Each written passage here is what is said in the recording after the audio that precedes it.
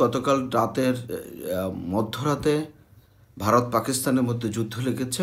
ভারত বিনা উস্কানিতে পাকিস্তানের তারা আজাদ কাশ্মীর এবং অকুপাইড কাশ্মীর যেটাকে বলা হয় সেখানে তারা ক্ষেপণাস্ত্র ছেড়েছে এবং সেই ক্ষেপণাস্ত্রে কতটা আঘাত এনেছে এবং সেটার প্রতি উত্তরে কিন্তু পাকিস্তানও ক্ষেপণাস্ত্র ছড়েছে এবং পাকিস্তান সরকার দাবি করেছে যে ভারতের 5টি যুদ্ধবিমান এবং ভারতের একটি সদর দপ্তর অর্থাৎ ব্রিগেডের সদর দপ্তরকে সম্পূর্ণরূপে ধ্বংস করে দেওয়া হয়েছে।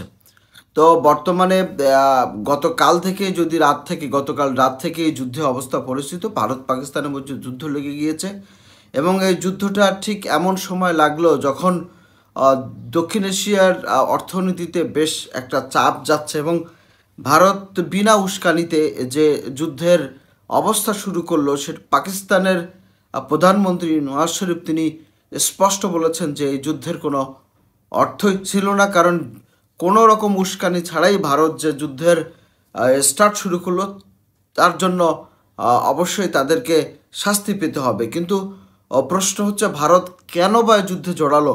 আজকে তো গোটা ভারতের 260টি জেলাতে তারা এক ধরনের যুদ্ধের মহড়া চালাবার কথা ছিল, তাহলে কেন তারা এই যুদ্ধ পরিবেশটা তৈরি করলো? মূলত ভারত রাশিয়ার কাছ থেকে এবং ইসরায়েলের কাছ থেকে তারা আশ্বাস পেয়েছে যুদ্ধ সরবরাহর, অস্ত্র সরবরাহর আশ্বাস পাওয়ার পরেই নরেন্দ্র মোদী আর কোনোভাবেই এখানে তিনি তার অবস্থান জানান দিয়েছে। পাকিস্তানও তার অবস্থান এসকেলেশনটাকে রিডিলেট করেছেন এবং খুব রিফিফটিং যাকে বলা যায় খুব সহজেই সেটাকে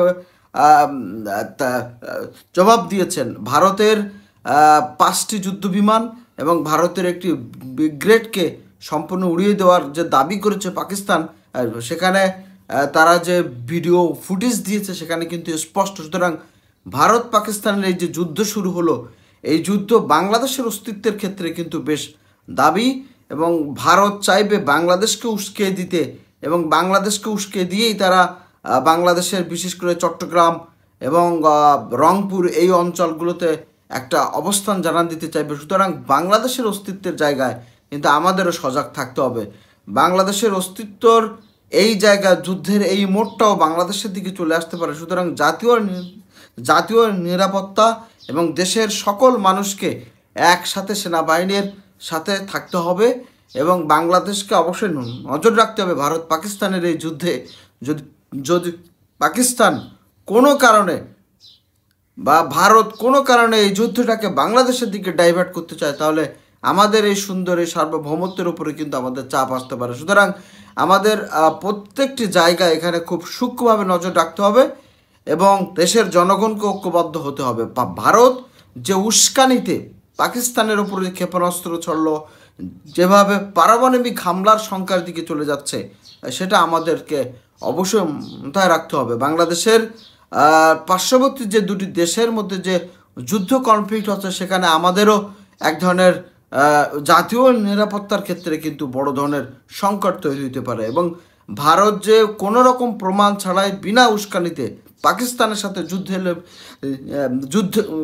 যুদ্ধে আপনার লিপ্ত হয়ে গেল, এই যুদ্ধে অবশ্যই সারা বিশ্ব বিশেষ করে জাতিসংঘের মহাসচিব গতকালই তিনি স্পষ্ট করে বলেছেন দুটি রাষ্ট্রকে দুটি দেশকে শান্ত থাকার জন্য। কিন্তু রাশিয়া নরেন্দ্র মোদীকে সাপোর্ট এবং ইসরায়েল অর্থাৎ আমেরিকা যে প্রক্সি ওয়ার করছে, আমেরিকা ইসরায়েলের মাধ্যমে যে প্রক্সি ওয়ার করা শুরু করেছে এবং সেটার যে ইন্ডিয়ার মাধ্যম দিয়ে শুরু করলো, সেটা দক্ষিণ এশিয়ার রাজনীতিতে বিশাল একটা সমস্যা হতে পারে। একদিকে বাংলাদেশে মানবিক করিডোরের ওপরে এই আমেরিকান থাবা পড়েছে, অন্যদিকে ভারত পাকিস্তান যুদ্ধের মাধ্যমে কিন্তু বাংলাদেশের উপর আর একটি চাপ বাড়লো।